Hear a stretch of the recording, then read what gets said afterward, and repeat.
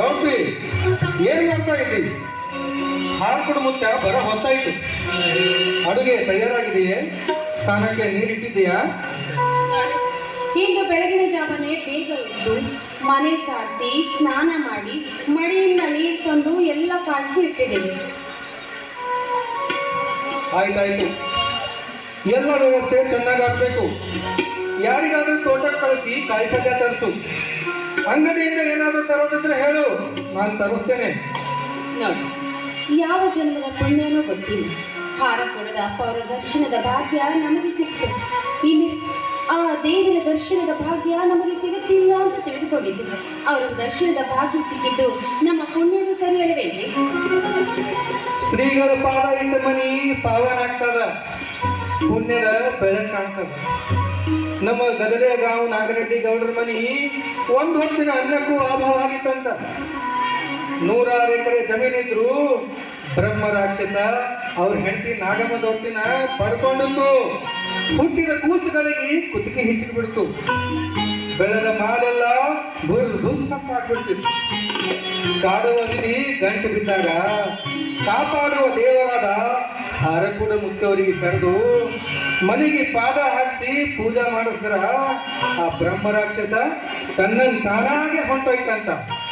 ಈಗ ಮೊದಲು ಹುಟ್ಟಿದ ಮಗನಿಗೆ ಗುರುನಾಥ ಅಂತ ಹೆಸರಿಟ್ಟಾರ. ಈಗ ಮನಿ ನೋಡಿದ್ರ ಸಿರಿ ಸಂಪತ್ತಿನಿಂದ ತುಂಬಿ ತುಳುಕ್ಲತ್ತ ನೋಡ. ಒಮ್ಮೆ ಅಪ್ಪವ್ರಿಗೆ ಆರೋಗ್ಯ ಸರಿ ಇರಲಿಲ್ಲ. ಆಗ ಚಿತ್ತಾಪುರದ ರೇಷ್ಮೆ ಕಲ್ಲಪ್ಪಣ್ಣನವರು ಅಪ್ಪವ್ರನ್ನ ತಮ್ಮ ಜೊತೆಗೆ ಕರ್ಕೊಂಡು ಹೋಗಿ ಶರಣ ಬಸಪ್ಪನ ಗುಡಿಯಾಗ ಅವ್ರಿಗೆ ಮಲ್ಕೊಳಕ ಎಲ್ಲಾ ವ್ಯವಸ್ಥೆ ಮಾಡಿದ್ರಂತ. ಇಲ್ಲ, ಅಂದು ರಾತ್ರಿ ಅಪ್ಪವ್ರಿದ್ದು ಒಬ್ಬರೇ ಮಾತಾಡ್ಕೊಂತ ಕುಂತಿದ್ರಂತ. ಆಗ ಅಪ್ಪವ್ರೆ, ನೀವು ಯಾರು ಸರಿ ಮಾತಾಡಕತ್ತೀರಿ ಅಂತ ಕೇಳಿದಾಗ ಅವ್ರು ಏನು ಹೇಳಿದ್ರು ಅಂತ ಗೊತ್ತೇನ್ರಿ? ಇನ್ನು ಈ ಚಿತ್ತಾಪುರದ ಶರಣರಾದ ದರ್ಗಾದ ಚಿತ್ತಾವಳಿಗಳು ಕೂಡ ಮಾತಾಡಕತ್ತೀನಿ ಅಂತ ಹೇಳಿದ್ರಂತ. ಹೌದೇನ್ರಿ? ಹೌದೌದು ಗೌರಿ, ಅವರು ಅಜ್ಮೇರ್ದಿಂದ ಬಂದವರು. ಅವರ ದರ್ಗಾ ಶರೀಫು ಅಲ್ಲೇ ಐತಿ. ಅವರು ಪವಾಡ ಪುರುಷರು, ಸೂಫಿ ಸಂತರು. ಅವ್ರ ಹತ್ರ ಜಾತಿ ಮತ ಪಂಥ ಪಂಗಡಗಳ ಸಂಕುಚಿತ ಭಾವನೆ ಇರೋದಿಲ್ಲ. ಇವ್ರ ಹತ್ರ ಅವ್ರು ಬರ್ತಾರ, ಅವ್ರ ಹತ್ರ ಇವ್ರು ಹೋಗ್ತಾರ. ನಮ್ಮ ಖಾಜಾ ಬಂದೇನವಾದರ ಗಂಧಕ್ಕ ನಮ್ಮ ಸಾವಳಗಿಯ ಶಿವಲಿಂಗೇಶ್ವರ ಹೋಗ್ತಿದ್ರಂತ. ಅವರ ಪಲ್ಲಕ್ಕಿ ಸೇವಕ ಖಾಜಾ ಮಂದೇನವಾದ್ರು ಬರ್ತಿದಂತ. ಎಂತ ಸಂಪ್ರದಾಯ ಬೆಳೆಸ್ಕೊಂಡು ಬಂದ ನೋಡ. ಆ ಸಂಪ್ರದಾಯ ಈಗಲೂ ಹಂಗೆ ನಡೆದೈತಿ. ಹೌದ್ರಿ.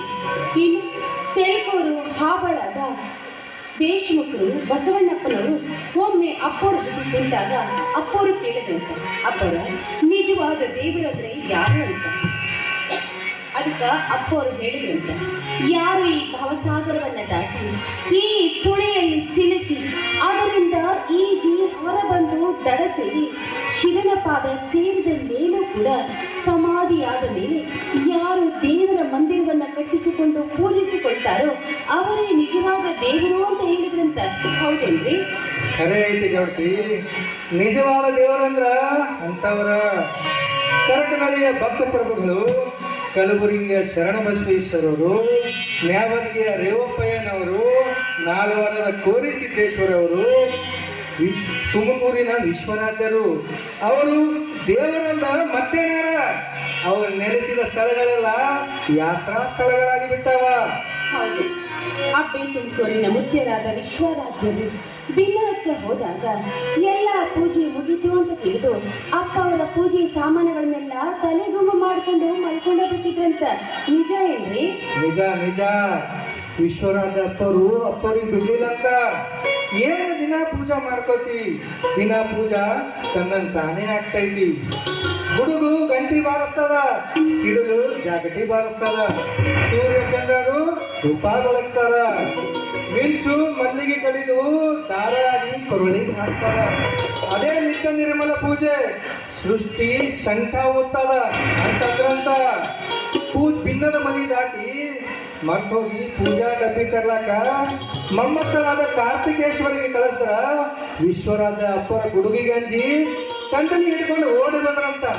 ಹೌದು, ಇಷ್ಟೆಲ್ಲ ವಿಷಯ ಮನೆಗೆ ಕುಂತು ನೀ ಹ್ಯಾಂಗ ತಿಳ್ಕೊಂಡಿದ್ರಿ?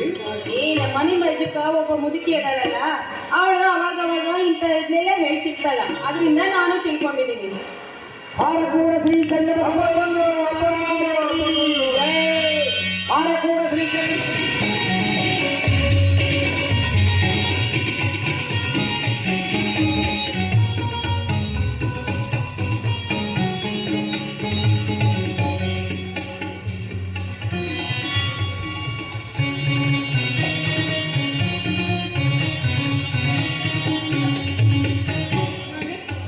ನಾನು ಬಿಂದಿಗೆಗೆ ನೀರು ತಗೊಂಡು ಅಪ್ಪ ಅವರ ಪಾದ ತೊಳಿತೀನಿ, ನೀವು ಕಾಯಿ ಹಿಡಿದು ಪೂಜೆ ಮಾಡಿ.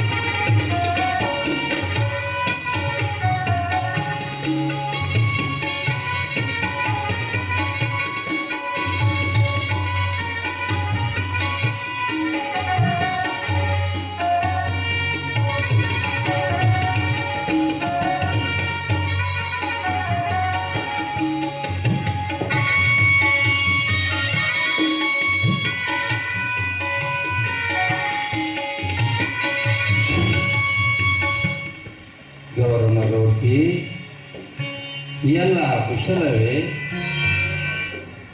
ನಿನ್ನ ಹೃದಯ ಭೂಮಿ ಹಸನಾಗಿದೆ, ವ್ಯಸನ ಅಳಿದಿದೆ.